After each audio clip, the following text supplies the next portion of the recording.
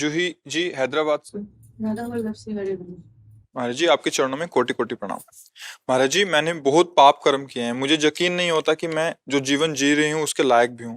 महाराज जी कर्म फल से मुक्ति का मार्ग क्या है? भगवान की शरणागति। सन्मुख होए जीव मोहि जबहि, जन्म कोटि अघ नासों तब। अपिचेत सुदुराचारो भजते माम अनन्य भाग, साधुरेव मंतव्या सम्यक व्यवसिता सा। सांगो पांग जिसने पापाचरण किया हो, अर्थात पाप का कोई भी अंग न छोड़ा हो, सब पाप किए हो, अब उसके हृदय में, जैसे आपके हृदय में पावन विचार आए, मैं तो बहुत नीच अधम पापा, अब कौन मेरा उद्धार कर सकता है। पता चला संतों की कृपा से भगवान श्री हरि का आश्रय, तो हे नाथ अब आपके सिवा हमारा कोई नहीं, आप ही हमारे, अब सर्वस्व हो गया काम। भगवान उसी समय आदेश करते, साधुरेव मंतव्या, उसे साधु मानो, क्योंकि अब क्षिप्रम भवति धर्मात्मा, बहुत जल्दी उसके अंदर मेरे सद्गुण आ जाएंगे, उसने मेरा आश्रय ले लिया है। सन्मुख होए जिम कोटि जन्म अगनासो, कोई साधन शब्द यहां नहीं लिखा, केवल भगवान का आश्रय लिया कि करोड़ों जन्म के पाप नष्ट हो गए, हृदय में भगवान के मंगल सद्गुण प्रकाशित हो जाते हैं।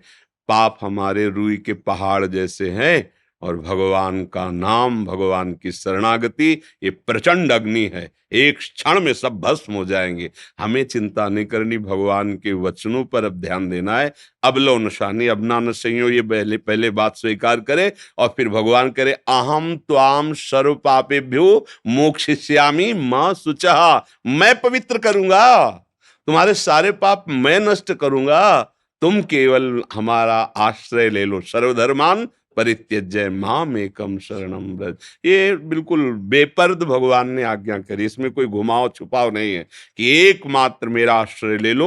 अहम त्वाम सर्व पापेभ्यो मोक्षयिष्यामि मां शुचः, मैं तुम्हें समस्त पापों से रहित करके पवित्र कर दूंगा। हरीश पंत जी दिल्ली से। राधा वल्लभ से हरे राम। महाराज जी आपके चरणों में कोटि कोटि प्रणाम। महाराज जी क्या जीवन में इस यात्रा में बहुत से लोग हमारे सहभागी बनते हैं, जिसके कुछ के साथ सुखद और कुछ के साथ दुखद अनुभव होता है, क्या इसके पीछे हमारे पूर्व कर्मों का प्रारब्ध निर्धारित होता है? अज्ञान, अज्ञान, सुखद और दुखद अनुभूतियां अज्ञान से होते हैं, और अखंड प्रसन्नता ये ज्ञान से होती है। जब हम किसी के प्रति अपनापन भाव करते हैं तो उसमें अज्ञान से राग हो जाता है, और जहां उसके द्वारा किया हुआ प्रतिकूल आचरण तो हमारा द्वेष हो जाता है, चाहे वो व्यक्ति हो, चाहे वो वस्तु हो, कोई भी हो। किसी भी वस्तु से जब अपनापन करते हैं सुख की भावना से, तो राग हो जाता है, प्रिय लगने लगता है। और मेरे प्रतिकूल जहां उस वस्तु व्यक्ति का अनुभव आया तो उससे द्वेष हो जाता है। अनुकूलता में सुख होता है, प्रतिकूलता में दुख होता है, राग में हर्ष होता है, द्वेष में सुख होता है तो अज्ञान ही ना। अगर हम सब में भगवत भावना करते हुए अपनी बुद्धि को नाम जप में लगाएं तो हमारी जब बुद्धि पवित्र होगी तो अनुकूलता प्रतिकूलता में नहीं फंसेगी, वो शम में रहेगी, शम। और जब बुद्धि शम में रहेगी तो शम है सत्य, और सत्य है आनंद में। आपकी बुद्धि हर समय आनंद में, ब्रह्मभूता प्रसन्नात्मा, आनंद स्थिति रहेगी। बिना अध्यात्म के निरंतर एक रस स्थिति, आनंदमय स्थिति, चाहे आप देवराज इंद्र का पद ही क्यों न प्राप्त कर लें, नहीं रहने वाली। ये सब स्वाप्निक है, मायाकृत है। ये जो हमें व्यक्ति दिखाई दे रहे हैं, इसमें मेरा वही सत्य सच्चिदानंद प्रभु ही स्फुरित हो रहा है। इनके द्वारा जो दी गई अनुकूलता प्रतिकूलता है वो मायाकृत है, लेकिन इसमें जो विराजमान तत्व है वो मायातीत है, वो मायापति है। हम अगर उसकी उपासना करते हैं तो हमें व्यक्ति के व्यवहार में नहीं फंसना चाहिए, हमें व्यक्ति में विराजमान जो तत्व है उसको देखना चाहिए। इसीलिए हम राग द्वेष हर्ष शोक द्वंद्वों में फंस जाते हैं, क्योंकि हम सिद्धांत में नहीं है, हम व्यवहार में हैं। उपासक वही है जो सिद्धांत में हो। जैसे हमारे सामने व्यक्ति रूप से आए हैं, हमें भगवान ने जितनी बुद्धि दी, जितना बल दिया, जितनी सामग्री दी, हम इनके सुख के लिए व्यवहार करें। ये हमारे प्रति क्या व्यवहार करते, बिल्कुल हमें नहीं विचार करना। कि हमने तो इन्हें आदर से हाथ जोड़ा, बैठाला, आसन दिया, और ये कटुवचन बोलते चले जा रहे हैं। मतलब इनका क्या कर्तव्य है? अब गुस्सा आ जाएगी, क्योंकि अब हम व्यक्तित्व में आ गए, उपासक नहीं बचे। और जब हम उपासक हैं कि हमारे प्रभु इस रूप में आए, तो ये कटुवचन बोल रहे हैं, मतलब मेरे अंदर कितनी सामर्थ्य कम है ये दिखा रहे हैं। अगर जलन हुई तो अभी स्थिति ठीक, मेरे प्रभु आके जांच करवा गए, और अगर आनंद बना रहा तो एक आनंद उसमें और पॉइंट प्लस हो जाएगा। ओ भगवान की कितनी कृपा है कि वो सभा में आके कटुवचन कहते रहे और मेरे हृदय में बिल्कुल जलन नहीं हुई। मेरे भगवान कृपा कर, खत्म के। अगर हम बुरा मानेंगे और अच्छा मानेंगे तो हमारी बुद्धि अभी सांसारिक है, आध्यात्मिक नहीं है, परमार्थिक नहीं। तो सांसारिक बुद्धि में तो बनी रहेगी विषमता। चाहे जितने तुम रुपया कमा लो, चाहे जितने बड़े पद में बैठ जाओ, दो बातें होंगी, दो अनुकूल होंगे तो दो प्रतिकूल हो जाएंगे, दो तुम्हारी जय बोलेंगे तो दो तुम्हें गाली देंगे। ये सृष्टि है, ये विषम रहती है, ये कभी सम नहीं होती, विषम रहती है। और उपासक उपासना के द्वारा जीत विषम संसार कीर्ति जग विस्तर है। वो इस संसार को जीतता है, यही जीतना है कि तुम्हारे द्वारा किया हुआ अच्छा व्यवहार या बुरा व्यवहार वो तुम्हारी मानसिकता है, लेकिन हम उपासक हैं, हमारी मानसिकता तुम्हारे व्यवहार में नहीं, तुम्हारे तत्व में है। सर्वान वस्तुतया निरीक्ष परम स्वाराध्य बुद्धिर्मम, मेरे आराध्य देही सब रूपों में है।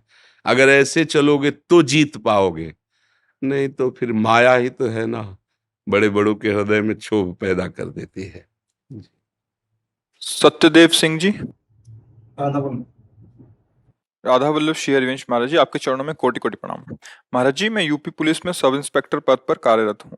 महाराज जी, पिछले करीब 5 साल से आपको यूट्यूब के माध्यम से सुन रहा हूँ, तब से लहसुन प्याज आदि सब छोड़ दिया। महाराज जी, मेरा एक प्रश्न है।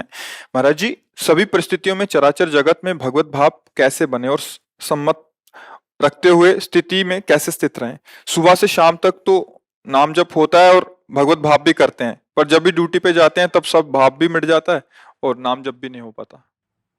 अभ्यास की कमजोरी है, नहीं तो भगवत भाव करना है ना, बर्ताव नहीं करना।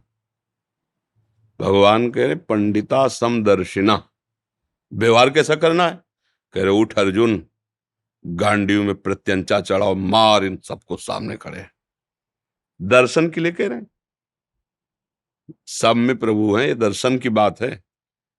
लेकिन अब जब कर्तव्य में जो हमें सेवा मिली है, तो क्षत्रिय कुल में जन्मे, युद्ध रूपी सेवा मिली, तो उठा और इनका विनाश कर, ये मेरी पूजा होगी। व्यवहार में क्या आदेश कर रहे हैं और परमार्थ का क्या स्वरूप, दोनों वर्णन गीता जी में कर रहे हैं। व्यवहार में कर्तव्य है और परमार्थ में तत्व चिंतन है। तो कह दे जब हम भगवत भाव उस पर कर रहे हैं तो डंडा कैसे चलाएंगे? मतलब कोई चोर मिला, कोई अधर्मी मिला, अब हम अंदर से सोच रहे हैं इसमें भगवान विराजमान है, तो कैसे पीटेंगे? तो भीष्म जी को तो भाव नहीं करना पड़ रहा, सामने भगवान है ना, और बाण चला रहे हैं ना, मतलब हो सकता है। अगर हमें कर्तव्य मिला है कि इस क्रिया पर इसका दंड ये है, तो ये भगवान की पूजा होगी, और चोर रूपी भगवान की डंडे रूप से पूजा आवश्यक है, रोग रूपी भगवान की औषधि रूप से पूजा आवश्यक है। ये समझना होगा, थोड़ा बुद्धि को विकास की तरफ हमें ले जाना होगा। जब हम ड्यूटी में जाते हैं और हम उसे भजन से अलग समझ लेते हैं, तो हमारा हृदय जलने लगता है कि या तो ड्यूटी छोड़ो, नहीं भजन कैसे हो पाएगा? नहीं, ड्यूटी भी भजन है। आप अपनी पोशाक पहन करके और धर्म पूर्वक आचरण कीजिए और उसको प्रभु में समर्पित कर दीजिए, तो आप ये देखेंगे कि उस समय भी आप भगवत स्मरण चल रहा है। लौट के जब देखेंगे ना, तो आपको भगवत स्मरण चल रहा है। अभी क्या है कि अभ्यास कम और बुद्धि थोड़ा एक सीमित हो गई। भजन जब कर रहे हैं तो भजन है, और जब व्यवहार में तो संसारिक कार्य वो भजन नहीं है। बस यही गड़बड़ी है। हमको संपूर्ण क्रिया भजन बनानी पड़ेगी, हमें संपूर्ण वृत्ति भगवान भजन बनानी पड़ेगी, संपूर्ण व्यक्ति भजन बनाना पड़ेगा, तभी तो हम मुक्त होंगे पूरे संसार से। इसमें कोई परेशानी नहीं। आवश्यकता है, अधर्माचरण प्रबल हो रहा है और हमें आदेश मिला कि डंडा चलाओ, पूजा शुरू है, ये हमारी पूजा है। क्योंकि भगवान सच्चिदानंद में स्वयं आदेश अर्जुन से कह रहे हैं, मार अर्जुन। तो कैसे मारूं, गुरुजन है, बड़े जन है। तो दिखाया विराट रूप कि तुम्हें केवल निमित्त बनना है, मारे तो मेरे द्वारा ही गए। और वही उपदेश कर रहे हैं, मत्ता पर तरम नान्यत किंचित अस्त। गीता ही का तो है, मेरे सिवा किंचन मात्र कोई और नहीं। वही कह रहे मार। आज जो खेलने में, खेल में हमें स्वांग दिया है, तो हमको वही स्वांग करना है जो मालिक, और वो खेल देख के प्रसन्न हो जाएगा स्वांग हमारा, तो हमें जीवन मुक्त कर देगा, इस माया से मुझे मुक्त कर देगा। बस बिल्कुल घबराइए मत, उकताइए मत, परेशान मत होइए। हर चेष्टा सेवा है भगवान की, हर चेष्टा। बस उसको हम समझ जाएं, प्रभु के लिए ही हम सब कर रहे हैं। हमारा जीवन प्रभु में है।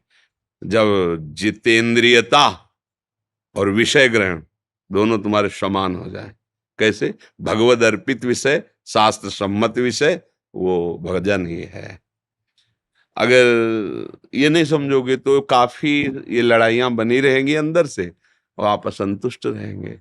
तो असंतुष्ट तभी होते हैं जब हमें सही ज्ञान नहीं होता। अगर सही ज्ञान है तो असंतुष्टता का कहीं कोई गुंजाइश नहीं है। आप विचार करो और अभ्यास परायण रहो, और जो ड्यूटी का समय है उसे पूरा का पूरा प्रभु को समर्पित करो। जिस समय से ड्यूटी आए हो और जिस समय ड्यूटी छोड़ी, उतने पूरे समय को प्रभु को, उतने में बीच में कितनी बार तुमने नाम जप किया, ये तुम्हें देखना होगा। अगर बीच बीच में नाम जप भी का अभ्यास, ऐसा नहीं कि नहीं होता। अगर आप थोड़ा भी भजन को महत्व देंगे तो ऐसा नहीं कि आप नहीं कर पाएंगे, ऐसा तो नहीं है। कभी कभी होता है। चलेगा, उस कभी कभी को और कभी कभी में बढ़ाते रहो। जैसे हम 8 घंटे ड्यूटी में हैं या 12 घंटे ड्यूटी में, हमने 10 बार किया, राधा राधा बोला, 10 बार केवल बोला, तो अब हम 20 बार बोलने की चेष्टा करेंगे, फिर हम 30 बार बोलने की। धीरे धीरे मन को फंसा लोगे तो बात करते समय भी नाम छाया रहेगा और चेष्टा करते समय भी नाम छाया रहेगा। बहुत मतलब आप अच्छे ढंग से समझ लो कि हमारी हर चेष्टा भजन बन जाएगी, तभी हम सच्चे भगत कहलाएंगे। केवल आसन में बैठकर भजन करे, उसके बाद बाहर निकले तो प्रपंच, फिर ये प्रपंच और वो भजन, तो फिर अभी गड़बड़ी है। जब जिधर देखे हमारा भजन ही भजन, तब अखंड भजन होता है। निरंतर भजन का मतलब ये नहीं होता आसन में बैठे जप रहे तो निरंतरता होगी। फावड़ा चल रहा है तो भजन हो रहा है। बड़ा चमत्कार है, भजन का बहुत प्रभाव है। एक बार केवल राम नाम के एक भगत थे, किसान, गरीब आदमी। पहले हमने देखा है गांव में बहुत गरीबी होती थी, अब तो थोड़ा आर्थिक व्यवस्थाएं सुधरी हैं, क्योंकि पहले ट्यूबवेल आदि की व्यवस्थाएं नहीं थी। बहुत मुश्किल से सिंचाई होती थी और खाद आदि भी नहीं थे। गाय के गोबर आदि की खाद डाली जाती थी। 1 बीघा खेत में 6 मन या 8 मन गेहूं पैदा होता था। अब तो 40-50 मन पैदा होता है, पहले 6-8 मन। बड़ी मेहनत की जिनकी खेती है, और जो कार्य करते हैं तो 8 रुपया 10 रुपया 8 घंटा के थे, फिर और बड़ा तो 20 रुपया, अब तो 500 रुपया है। तो काफी तो उस समय था कि बहुत ही कम था जब केवल राम, और वो संत सेवी थे। अब मंजूरी करके, अब संत सेवी मतलब संतों का क्या है कि भाव से एक बार आप तो 2 संतों से कहेंगे। उस गांव में एक भगत है बहुत श्रद्धावान है, तो अब 4 संत आने लगे, फिर संत मंडली आने लगी। अब उनके पास अर्थ तो था नहीं। एक दिन संत मंडली आई, कुछ नहीं खाने को। अब वो आसपास धनी पुरुषों के पास गए कि अगर हमें आप उधार दे दें, जो सेवा कर रहे हैं कर दें, आज हमारे यहाँ बहुत भाग्य खुल गया, संत आए हैं, हम उनको तो कोई उधार भी देता है तो कुछ देख के देता है ना। अब इसको दे दे, कुछ न जमीन है न रुपया पैसा, कब वापस करेगा? नहीं। तो एक बड़े चतुर थे, उन्होंने कहा हमें एक कुआं खोदवाना है, तुम कुआं खोद दोगे? पक्का, हम और पत्नी दोनों मिलकर कुआं खोद देंगे, पर आप इतना दे दो कि हमारे संत पाले। उनका जय दिन संत रहेंगे, तय दिन हमारे यहाँ से ले जाओ भोजन। तो आटा दाल घी चा, बड़े प्रसन्न। 2-3 दिन संत रुके, खाए पे चले। अब वो दोनों पति पत्नी कुआं खोदने में लगे। एक फावड़ा मारते राम, वो राम भगत थे। वो तसला उठाते राम नाम लेते हुए, ऐसा 60 हाथ खोदने पर तब कहीं पानी निकलता था। तो अभी 40 हाथ ही खोदा होगा कि वो पत्नी तो ऊपर थी और बीच से रज भसक गई और कुआं तुप गया। तो 20-25 हाथ मिट्टी उनके ऊपर।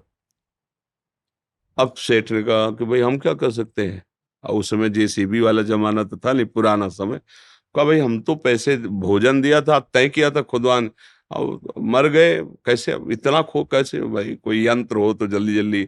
और फिर मनुष्य जीवन तो एक क्षण का है, श्वास पूरी नहीं तो मर जाओगे भाई, आधा मिनट, पौन मिनट, 1 मिनट, इसके बाद तो दम घुट जाएगा, प्राण तो मर गए। ऐसा सबको। अब पत्नी को समझा बुझा के कुछ दे ले खान पान के, कि भाई वो तो पधारी गए हैं, अब जब आपको जरूरत हो हमसे ले जाना, ये सहयोग कर सकते हैं। अब तो ऐसा तो नहीं कि कुआं खोदा जाए वो जिंदा मिले। पर वो राम राम जपने वाले एक एक फावड़े पे कुआं पूर दिया गया कि ये ठीक नहीं है, सुगुन हो गया, आदमी मर गया उसमें।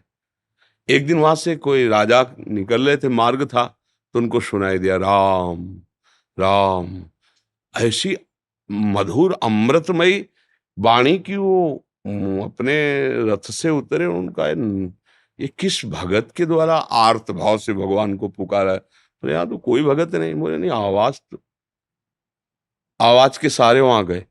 बोले यहां से आवाज आ रही। तो लोगों ने कहा हाँ, 1 महीना पहले कुआं खोद रहे थे केवल राम जी, तो मिट्टी गिर गई तो मर गए। बोले नहीं, आवाज आ रही, सुनो। तो राम राम। अब वो तो राजा थे, तुरंत हुक्म किया। तो बड़े जो राजकीय विभाग सैनिक सब लगे, मिट्टी हटाई गई। तो जहां केवल राम जी बैठे थे ना, वहां 2-3 हाथ ऐसे गुफा सी बन गई थी, एक भी मिट्टी नहीं गई थी। और जब वहां खोद के पहुंचे तो देखा सामने सुंदर भोग और शीतल जल। 1 महीना हो गए थे दबे हुए। बस ऐसे बैठने के कारण थोड़ा पीठ टेढ़ी हो गई थी। वो कहा पूरे स्वस्थ, भोजन पानी सब वही। कौन दे रहा है? जो अखिल ब्रह्मांडों को दे रहा है। अगर गृहस्थी में हो, अपना कार्य कर रहे हो और नाम जप कर रहे हो, तो महान भक्त हो। भाई ये बातें हमारी केवल कथा सुनने में तो अच्छी लगती, लेकिन समझ में नहीं आती। अगर हम अपनी नौकरी में, अपने व्यापार में, अपनी किसानी में, अपने भगवान के स्मरण को सम्मिलित कर ले, तो हम महाभागवत हैं। बिल्कुल, इसमें बिल्कुल डरने की जरूरत नहीं कि अब हम भजन करेंगे तो गोली कैसे चलाएंगे। वो भी भजन है, जैसे माला से भजन हो रहा है वैसे गोली चलाने। अगर तुम्हारा अधिकार है और कानून व्यवस्था आदेश करती है उसको दंड देने के लिए, तो वो दंड देना भी भजन ही होगा। ऐसा। दीपक सिद्धवानी जी मुंबई से। श्री हरिवंश महाराज जी दंडवत प्रणाम। महाराज जी, जैसे कई वेदांत शास्त्रों में आता है कि आत्मबोध किसी क्रिया से नहीं होता, वहां वाणी नहीं जाती, मन बुद्धि लय हो जाती है, तो हमें उसका अनुभव कैसे होगा? अरे भैया तुम ही हो, इसका है, तुम ही हो। तुम्हें अनुभव करने के लिए किसी यंत्र की थोड़ी जरूरत है। यंत्र से जो अनुभव होता है वो द्वैत होता है, अपने आप से अपने आप को जाना जाता है। इंद्रियों के द्वारा जो देखा जाता है वो दृश्य होता है। जिससे देख रहे हैं वो इंद्रियां हैं, और जो इंद्रियों में पावर देखने का दे रहा है वो हमारा स्वरूप है। पहले इंद्रियातीत बनो, मन निग्रही बनो, स्थूल सूक्ष्म कारण तीनों का त्याग कर दो, तो जो बचेगा वही तुम ही तुम होगे। अपने आप से अपने आप को जानकर अपने आप में संतुष्ट हो गया। ब्रह्मभूता प्रसन्नात्मा अनुशोचति न कांक्षति। स्थूल शरीर, सूक्ष्म शरीर, कारण शरीर, तीनों शरीर छोड़ दो। तो मन और वाणी ये तो सब प्रकृति जनित अंतःकरण चतुष्टय के द्वारा ही सब खेल हो रहा है। पहले दृष्टा बनो, फिर दृश्य का भी अपहरण कर लो। सर्वम खलमिदम ब्रह्म, फिर वही जो सर्वम है वही अहम है। अहम ब्रह्मास्मि। अपने आप से अपने आप का अनुभव किसी करण द्वारा थोड़ी अनुभव होता है। करण द्वारा जो अनुभव होता है वो प्रकृति का होता है, स्वरूप का थोड़ी होता है। करण का जब निरपेक्ष भाव आ गया, तब जो नहीं नहीं नहीं नहीं, कोई ध्यान नहीं, वही आत्मस्वरूप है। जो ध्यान है वो प्रकृति है। जो भी हम ध्यान करते हैं तो हम अंतःकरण के द्वारा संकल्प, विकल्प, चिंतन, निश्चय, स्वीकृति, ये सब मायाकृत है, सब बाधित। अन्वय व्यतिरेक, व्यतिरेक नहीं नहीं नहीं नहीं। अब जो है वही मैं हूं, अपने आप से अपने आप का अनुभव हो गया। समझ रहे? अब इसके समझने के लिए पहले जितेंद्रीय बनो, मनोनिग्रही बनो, मन और इंद्रियों को अपने शासन में लो। फिर शांत और निर्मल मन में जो प्रतिबिंब स्वरूप का पड़ रहा है, तो प्रतिबिंब से वहीं पहुंचो जिसका प्रतिबिंब पड़ रहा है। जब वहां पहुंचे तो फिर सर्वम खलमिदम ब्रह्म, सब कुछ वही है। जो भास रहा था वो भी वही था। जैसे रस्सी है, दूर से सांप भास रहा है, न सांप पहले था, न वर्तमान में है, न भविष्य में रहेगा। पर ये बात वही समझ सकता है जो नजदीक पहुंच चुका है, दूर से नहीं। जैसे कुंडल, कंकण, नथुनी, हार, ये नाम जितने दिए गए सब स्वर्ण के दिए गए। मूल में स्वर्ण ही है, चाहे कुंडल बोलो, चाहे हार बोलो, चाहे नथुनी बोलो, चाहे कंकण बोलो। जानने वाला तत्व देख रहा है तो स्वर्ण ही है। ऐसे जड़ बोलो, चैतन्य बोलो, स्त्री बोलो, पुरुष बोलो, अच्छा है, बुरा है, ये सब उसके केवल बाहरी बात है। तत्वता जैसे स्वर्ण ही है, तत्वता भगवान ही है, ब्रह्म ही है। जब सर्वत्र है तो भी यहां भी है। जब यहां है तो सर्वभाव गया, केवल हैं ही हैं। ये उच्च ज्ञान की अवस्था है। वो है कहां, कैसे? ये साधना में। सिद्धावस्था में है, शांत हो गया, उसके सिवा कोई है ही नहीं। वो है उसमें। कौन? मैं या तू? तू में भगवान, तो फिर मैं गया, वो है। और मैं में ब्रह्म आत्मा, तो फिर तू गया, एक ही रह गया। ये जो प्रपंच फैला वो एक को नानात्व में देखने से, शुद्ध ज्ञान नानात्व को एक में देखने समिट गया, मोक्ष को प्राप्त हो गया। और तू ही तू है, भक्ति को प्राप्त हो गया। चाहे जिस मार्ग से चलो, एक अनेक से एक में आना है। एक से अनेक में फैल गया है विस्तार, उसको समेटना है। समिट गए तो आप ही आप हो, दूसरा कोई है नहीं। अब समिटो, कितनी जल्दी समिट पाते हो? समटे सो आशिक और फैले सो जमाना। फैले तो प्रपंच, समिट गए तो महात्मा। समिट जो कछुआ जैसे सारे अंगों को समेट लेता है, ऐसे इंद्रियों को अंतर्मुख करो, घुसते चले जाओ। और अन्वय व्यतिरेक पद्धति, ये नहीं, ये नहीं, ये नहीं, ये मैं नहीं, ये नहीं नहीं, तो जो है वही स्थित हो गया। अब स्थित हो गया तो सर्वम खलमिदम ब्रह्म, सब वही है। अपने को जान गया तो अपना ही स्वरूप सर्वत्र विराजमान है, कोई और है ही नहीं। तो अपने सिवा कोई नहीं, ज्ञान। और अपने को जान गया, अपने कौन है? प्रभु। तो फिर उनके सिवा कोई नहीं, तो अब मैं लीन हो गया उसमें, रहेगा एक ही। चाहे तू में आ जाओ, चाहे मैं में आ जाओ। देखो गोपीजन, जित देखूं तित श्याममयी, वही वही दिखाई दे रहा है। भजन में लगो, जितेंद्री बनने की चेष्टा करो, युक्ताहार विहार से थोड़ा प्राणों का पोषण करो। आसनों पे बैठ कर, चुके आप साधु वेश में हो, आसनों पे बैठ करके अपने प्राणों का संयमन करके पहले शरीर को जीतो। 3 घंटे ऐसे भी नहीं होना चाहिए शांत। फिर 3 घंटे जब शरीर स्थित रहेगा तो मन अचंचल होने लगेगा। मन अचंचल तो इंद्रियां कब्जे में आ जाएंगी। प्राण सूक्ष्म, ब्रह्मचर्य ठीक, मन एकाग्र, तो फिर आगे की मंजिल अपने आप दिखाई। ये मार्ग है अध्यात्म का, वो आगे निकल जाता है। अभी तो प्रपंच दलदले में फंसे हुए हैं, थोड़ा दलदल से बाहर निकले। शब्द स्पर्श रूप रस गंध का ऐसा दलदल है कि अच्छे अच्छे फंस जाते हैं, बात करते हैं बहुत ऊंचाई की, और निकले अभी दलदल से है नहीं तो बात समझ में नहीं आती। थोड़ा दलदल से निकले। दलदल जैसे कीचड़ नहीं, ऐसे कीचड़ है। शब्द स्पर्श रूप रस गंध जो माया रचित है ना, उन्हीं को तो भोगना चाहते हैं ना। देखो कैसा दलदल है, जितना निकलने की कोशिश करो उतने फंसते चले जा रहे हैं। छूटबे के जतन विशेष बांधे जाएगो। इसलिए नाम जप करो, गुरुजनों की आज्ञा में रहो, भूल कर भी कभी कुमार्गगामी प्रवृत्तियों को बढ़ावा मत दो, उनको नष्ट करो। आनंद की अनुभूति अपने स्वरूप में ही है, अपना स्वरूप ही आनंद में है। चाहे उसे अपने भगवान में ले लो, चाहे अपने आत्मा में ले लो। शब्द है अपने, अपने में ही आनंद है। पराया तो फिर भयावह है। पराया जो अपने से बिलग मान रहे हो, वो सब भय तुम्हें देगा। और जब इतना अपना बढ़ा लो तो विश्व ब्रह्मांड अपने में समा गया, अब भय खत्म हो गया, एक ही परम तत्व रह गया। ये थोड़ा अध्यात्म की ऊंचाई की बात है, समझ आ जाए, भगवान की कृपा है। और जिन्होंने आगे पूछा अहंकार का स्वरूप कैसे पता चले? जब पानी निर्मल होता है ना और शांत होता है तो उसके धरातल में क्या पता चल जाता है कि नहीं चल। अगर चंचल हो और गंदा हो तो आप नहीं देख पाएंगे। फिर अभी मन चंचल है, अभी गंदा है, तो हम अहंकार को देख रहे हैं, एकदम एक स्फुरण में पता चलता है ये अहंकार है। ये मन संकल्प कर रहा है, ये बुद्धि निश्चय कर रही है, ये चित्त ऐसा, इस समय काम वेदना, इस समय क्रोध, इस समय वाणी का वेग, इस समय उदर का वेग, अलग अलग पूरा। तभी तो सावधान, जैसे सैनिक होता है ना, भारतीय सैनिक, हर समय कौन कहाँ कैसे, अगर वो जरा सा चूका तो उसी का हानि हो जाएगी, क्योंकि बाहरी वो तुम्हें बख्शेगा नहीं। तुम भले पूछने के तौर तरीके में बख्श दो, एक बार जानकारी तो करे, लेकिन वो जानकारी नहीं करे, वो जान रहा है तुम्हें देख के, पहले तुम्हें मारेगा। कि अगर हम जरा भी चूके तो ऐसे ही हमारे जो दुश्मन काम क्रोध है ना, वो सलाह नहीं लेते, वो सीधे आक्रमण करते हैं। हमको बस नजर रख, साधु सावधान, बहुत बड़ा युद्ध है।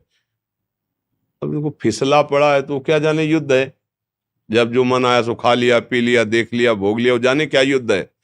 उस साधक से पूछो जिसने अपने जीवन को निर्विषय करके भगवान में लगा, तो बहुत बड़ा युद्ध है। त्राहिमाम मचता है, ऐसी मार्ग देते हैं ये काम क्रोध लोभ मोह मद मत्सर। बस साधक सह जाता है, तभी जयति जयति जग उच्चर, फिर सारा संसार उसकी जय बोलता है, जय हो जय हो। क्यों? अब जय हो गई ना, विजय को प्राप्त हो गया है। तो अहम की धरा है कर्तत्व और भोक्तत्व भाव। अहंकार विमूढ़ात्मा कर्ता हमिति मन्यते, मैंने ऐसा किया, मैं ऐसा करूंगा, मैं ऐसा कर सकता हूं। नहीं, ये अहंकार की बात है। अगर हम ब्रह्मचर्य से हैं तो मेरे गुरुदेव की आज्ञा, शास्त्र की आज्ञा है, तो जिन्होंने आज्ञा दी उन्होंने बल दिया, इसलिए है। अगर हम भक्ति कर रहे हैं, मेरे भगवान कृपाल हुए, मुझे भक्त का भाव दिया, इसलिए भक्ति हो रही है। वो कृपा को देखता है, गुरु कृपा, इष्ट कृपा। वो अपना बल नहीं, जहां अपना बल दिखाई दे वही अहंकार है। बात वही है, पर वो अहंकार रहित है, ये अहंकार सहित है। जब आप थोड़ा हृदय निर्मल होगा तो एक एक बात आपको समझ में आएगी। ऐसा नहीं एक एक छोटी सी रेखा भी अंदर खींचेगी ना गंदगी की, तत्काल जलन पैदा हो जाए। ये कैसे है, क्या खा लिया, कौन सा संग हो गया, ऐसी बात कैसे आ गई हृदय में। वो जलन बर्दाश्त नहीं होगा जब तक वो हट नहीं जाएगी। और विषय पुरुष को विषय भोग के आ रहा है, फिर भी उससे कहो तुमने पाप किया, वो लड़ जाएगा। और साधु साधक अगर जरा सी भी रेखा खींची तो चिल्ला चिल्ला कर रोने लगेगा, मेरे अंदर गंदी बात आ गई, गुरुजनों से, भगवान से, पर वो दूर करो। वो एक एक निर्मल है ना, एक एक चीज दिखाई। जैसे निर्मल जल में एक सिक्का डाल दो तो चाहे 100 हाथ नीचे जाए पर वहां दिखाई देगा, वो मलिन जल में नहीं दिखाई दे। तो अभी अंतःकरण मलिन है, इसलिए हम एक एक बात नहीं समझ पा रहे। नहीं, हृदय की एक एक बात साधु को दिखाई देती है पूरा, तभी तो उन पर विजय पाता है। अगर दिखाई न दे, दुश्मन वो वार करे, तब तो जो संसारी पुरुष है वो यही तो है ना, वो दुश्मन को दुश्मन नहीं मानते, वो वार पे वार करता जा रहा, वो समझ रहे हैं हमारा मनोरंजन हो रहा है, बड़ी मौज आ रही। मौज नहीं आ रही, नजदीक तो मौत आ रही, और तुम्हारे समय का नाश कर रहा है। ये विकार मिलकर तुम्हारे द्वारा पापाचरण करा रहे हैं जी।